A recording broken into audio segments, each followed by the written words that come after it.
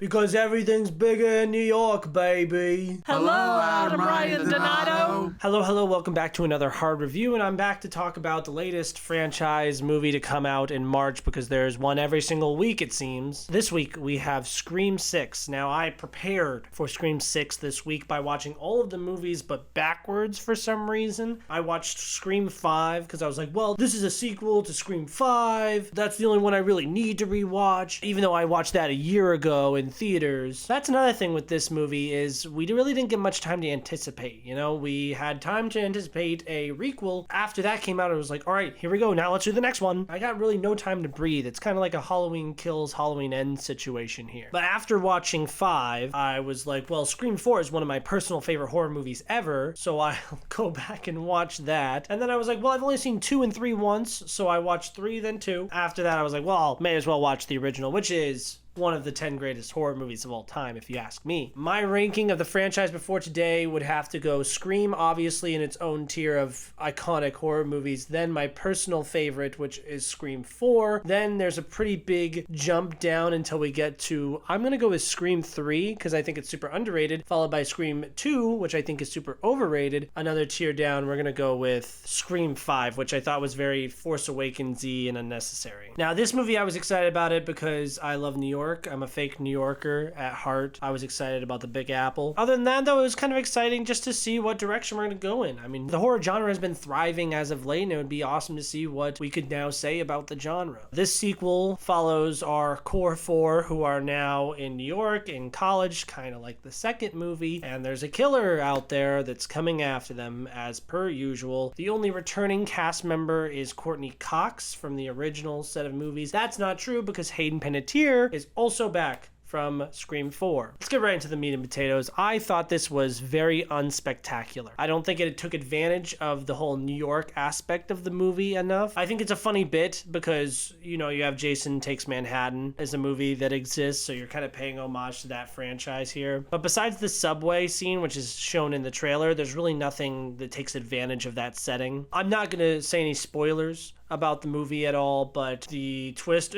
there's a twist, oh my god, it's a Scream movie. The twist was somewhat unspectacular. Like, everything was fine. Everything worked okay. I just feel like I'm tired of the franchise, and I know what you're thinking, Adam, you just watched 5, now 6 Scream movies this week. I'm sure you're tired of this format, but it's really weighing on me now. Well, what's new and special about this? What is there new to say about the horror genre here? And I really don't feel like there's much of anything. There's a lot of the typical, let's pretend to kill cast members that you know and love from previous movies, really pull at those heartstrings, but no, it's okay, they're all right, they're gonna make it, they're gonna go to the hospital now. And it's just kind of frustrating when it's like, okay, well, is there any emotional weight here? Am I actually really caring about anybody? Now, I do really enjoy Melissa Barrera and Jenna Ortega's sisters. They kind of remind me of Anna and Elsa. I think they work well together. They're two very likable movie stars now at this point. I really still hate, I think her name is Jasmine Savoy Brown, and it's exclusively because she said that the girl who likes Last Jedi has bad taste because she likes The Last Jedi. Courtney Cox returns in this movie, as I said before, and she's kind of an unnecessary afterthought here. Hayden Panettiere has more to do and is more of an active player in the story, so that's enjoyable. Don't get me wrong, I think the cold open and the twist, which are two of the most signature parts of a Scream movie, do have their own little twists on their format. Nothing here that's really you need to write home about. I actually prefer Scream 5 over this movie because at least that introduced me to these new characters, and this just kind of dropped the ball with having anything to do with them. Like, it just feels like we're really not going anywhere, and we're all out of ideas. Like, there's so much nostalgia bait in this movie. Like, oh, remember this movie? Remember that? Here's the robe from this movie. Isn't that cool? I'm just kind of tired, you know? I just feel like they have no ideas. I like this director. He did Ready or Not. I think it's a directing duo. The writer, I think, is one of the producers of, like, Independence Day Resurgence and White House Down. I know they're gonna make more of these because they make plenty of money and they're really easy to make. Clearly, the turnaround is so easy. I think fans of this type of movie will enjoy it. You know, casual movie fans will go out and be like, yeah, it was generally funny and the scares were pretty cool and I had a good time. And I had a good time. I'm currently sitting at a 3 out of 5. I think it's all right. I think it's mid. I wanted to give it a 2, but this franchise is so good. I just didn't really feel comfortable giving one of these movies a negative rating because I did enjoy myself, even though though I am let down by how uninspired this movie seems. 3 out of 5, I think it's fine. I would rather you go see Creed or Cocaine Bear. Just don't go see Ant-Man Quantumania. How would I rank this in the Scream franchise? It's gonna go right at the bottom. I think this is a lateral move from the first movie